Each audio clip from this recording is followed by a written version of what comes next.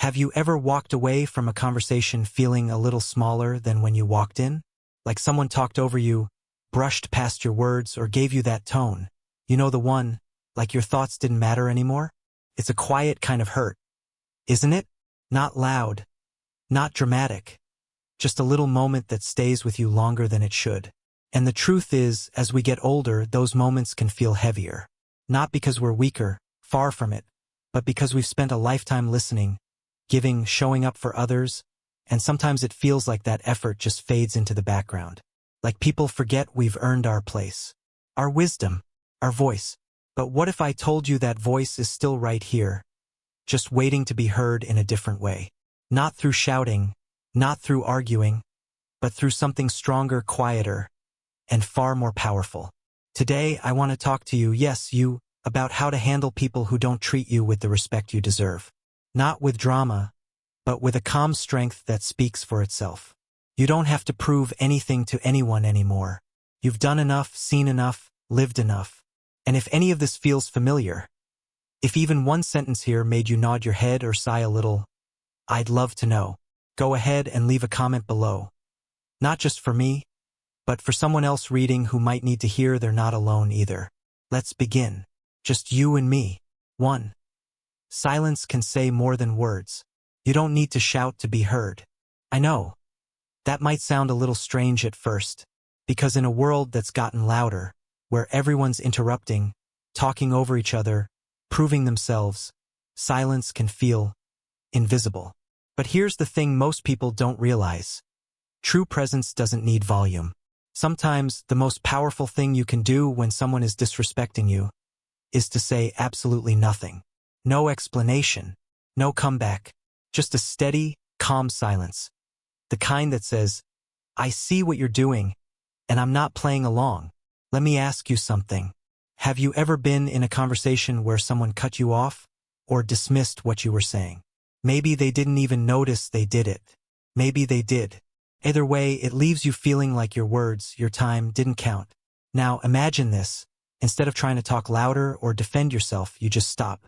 You take a breath, and you look at them, not with anger, not with a fake smile, just with calm, steady eyes that say, I'm still here, and I matter. It throws people off. Why? Because most people expect a reaction. They expect you to get flustered, to laugh it off, to explain yourself. But when they get your stillness instead, your quiet strength, it puts the focus right back on them. They feel their own words, their own rudeness, and suddenly you're the one in control. I remember someone telling me once, silence is the loudest reply to disrespect, and I've never forgotten that. It doesn't mean you're weak. It means you're strong enough to stay grounded. You don't need to win an argument to win your peace. And let's be honest, peace is worth more than the last word, isn't it? So next time someone tries to cut you down, take that breath. Don't rush to fill the space. Let your silence speak for you, and trust that the strength you carry, it's louder than anything they could ever say. 2. Not every comment deserves a reply. You've probably heard it before. Someone throws a little jab at you, but wraps it in a smile. Just joking, they say. Or maybe it's that casual remark that's meant to sting, but light enough for them to deny it if you react. Here's what I want you to remember. You don't have to respond to everything. You really don't. In fact, the more you explain yourself, the more you try to defend your choices or make someone else feel comfortable, the more energy you're giving away. And at this point in your life, your energy is sacred.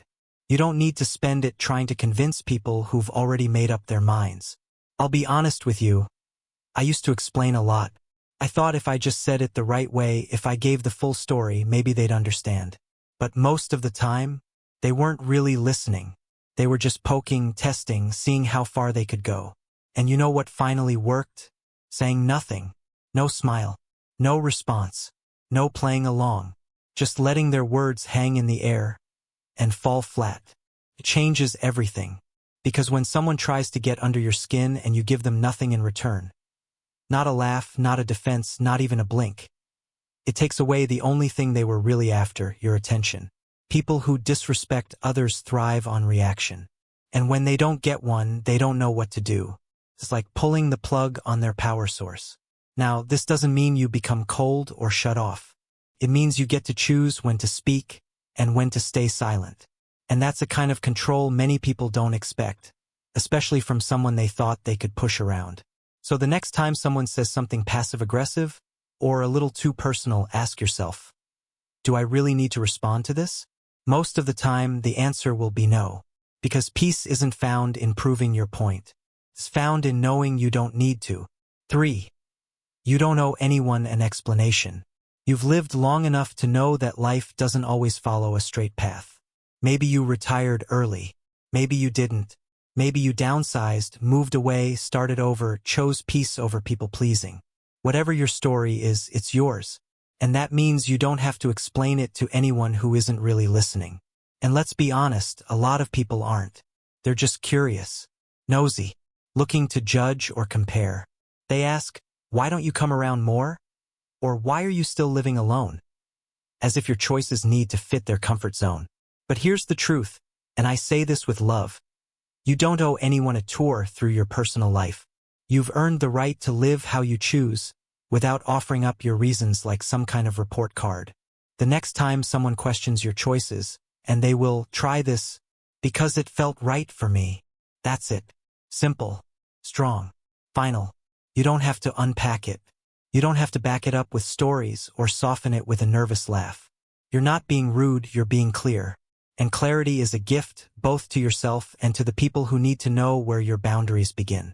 I used to think explaining myself would make people understand. But what I learned is, people who want to understand don't need long explanations. And the ones who demand them, they're usually not trying to understand you at all.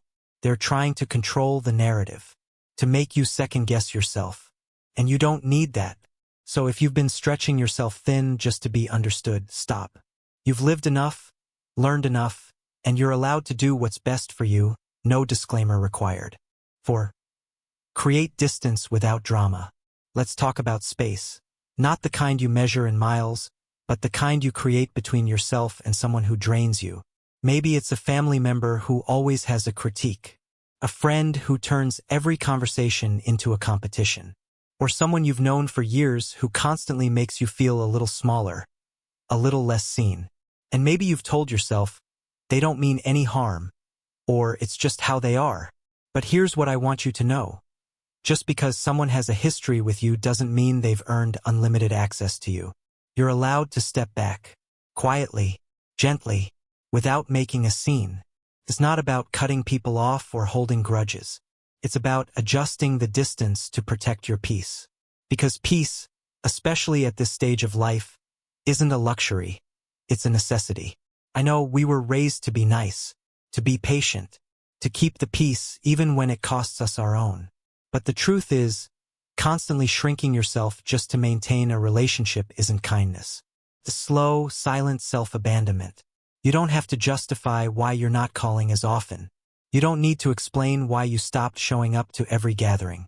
You're simply making space, emotionally, mentally, energetically, to breathe.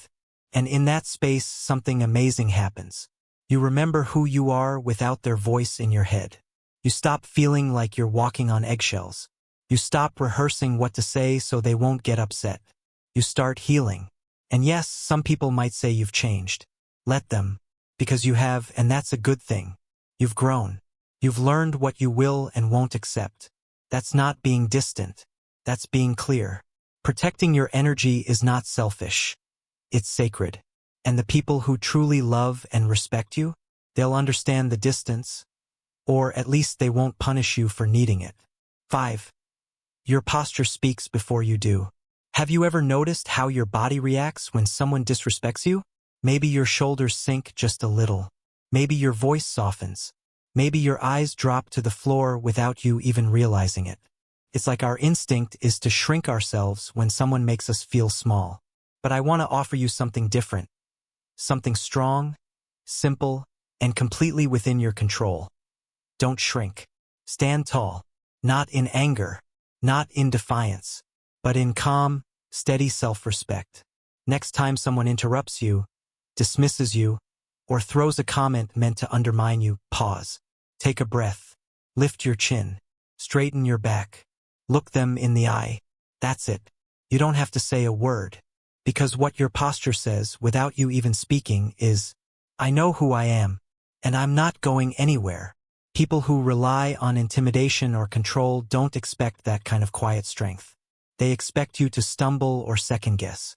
But when you hold your ground with your presence, not your voice, it unsettles them. Not in a cruel way, but in a way that reminds them, you're not someone they can shake so easily. And this isn't about pride. It's about dignity. You've spent a lifetime growing, learning, surviving. You've earned the right to take up space, to stand in any room, any conversation with your head held high. Because here's the truth. Real confidence doesn't have to prove itself. It just is.